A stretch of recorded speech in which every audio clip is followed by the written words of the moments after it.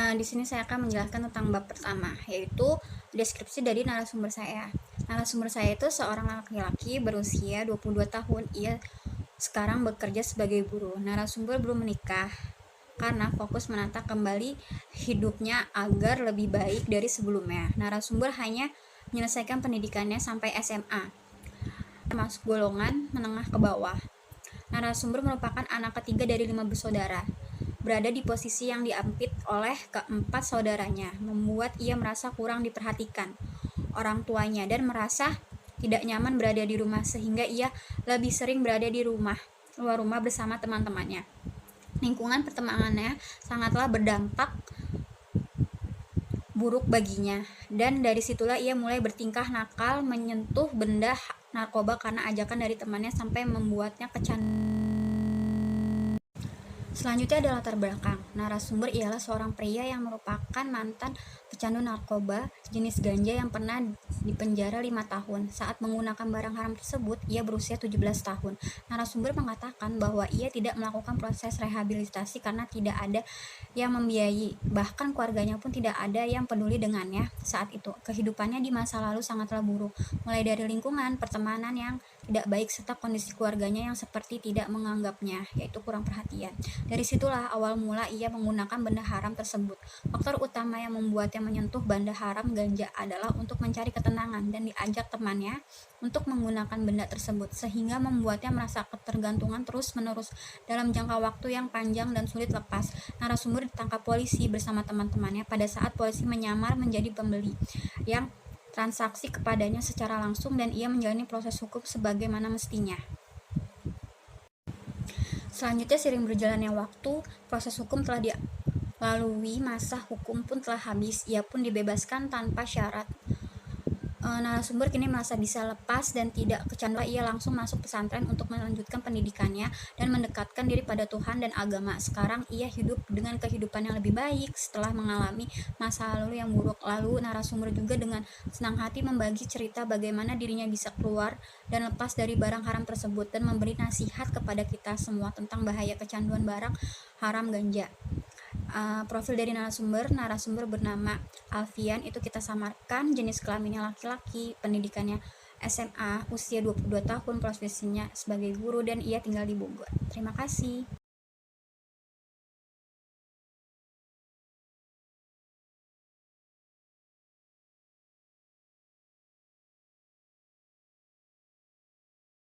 Selanjutnya saya akan menjelaskan tentang laporan hasil wawancara kelompok kami kepada mantan pasien pecandu narkoba. Bagian yang saya akan jelaskan adalah cara penanganan konseling yang dilakukan kepada pasien pecandu narkoba. Konselor sendiri memiliki peran sebagai sahabat, motivator, dan pembimbing yang sangat penting dalam penanganan korban penyalahgunaan narkoba. Karena konselor adalah seseorang yang membantu, memantau, serta membimbing hingga korban penyalahgunaan bisa pulih dan menjalani hidupnya yang lebih baik.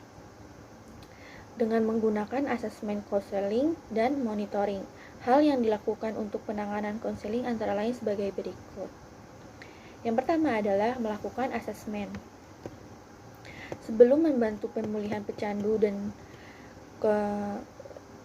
dan keluarganya, terlebih dahulu perlu diadakan penilaian permasalahan yang disebut asesmen dengan cara mengumpulkan informasi biodata diri dari pasien pecandu dan keluarganya, terutama melalui wawancara dan observasi. Asesmen sendiri menilai masalah dengan mengumpulkan informasi dan menetapkan diagnosis dan modalitas terapi yang sesuai baginya. Dari asesmen tersebut, konselor dapat meramalkan gaya hidup, pandangan, serta kesehatan mental klien dan sebagainya. Yang kedua adalah melakukan konseling. Nah, dari kegiatan konseling ini merupakan aktivitas yang dilakukan dalam rangka memberikan berbagai pemecahan masalah terhadap diri pasien pecandu narkoba. Hubungan ini biasanya bersifat individual, meskipun terkadang melibatkan lebih dari dua atau 3 orang. Kegiatan konseling ini sendiri dirancang untuk membantu korban memahami dan memperjelas masalah hidupnya, sehingga korban dapat membuat pilihan yang bermakna sebagai pemecahan masalahnya.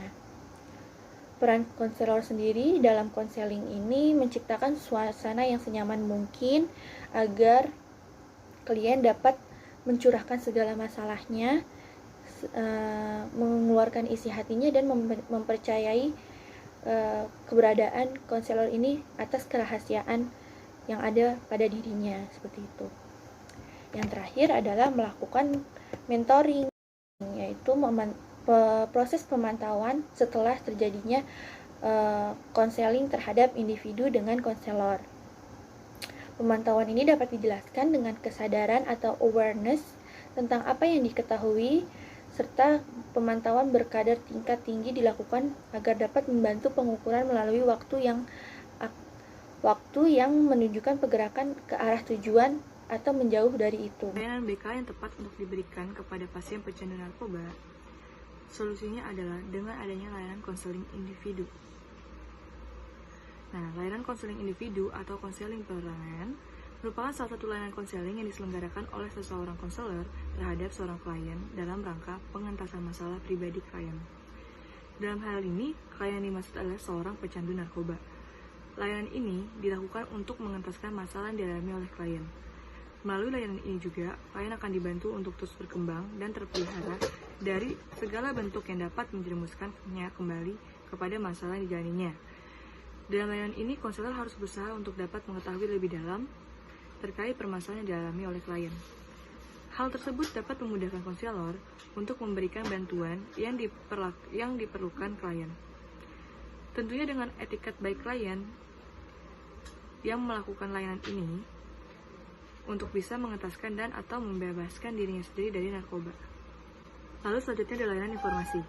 Layanan informasi adalah kegiatan memberikan kegiatan pemahaman untuk individu untuk melakukan suatu tugas atau kegiatan.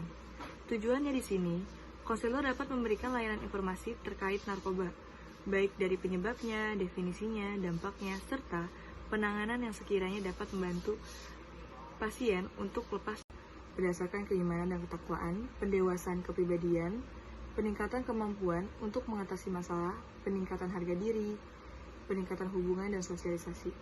Juga, sesudah terlanjur menjadi korban pengguna, dapat menghadapi kondisi seperti ini, keluarga tidak mungkin menangani korban sendirian. Maka dari itu, korban alangkah baiknya mendapatkan rehabilitasi di BNR.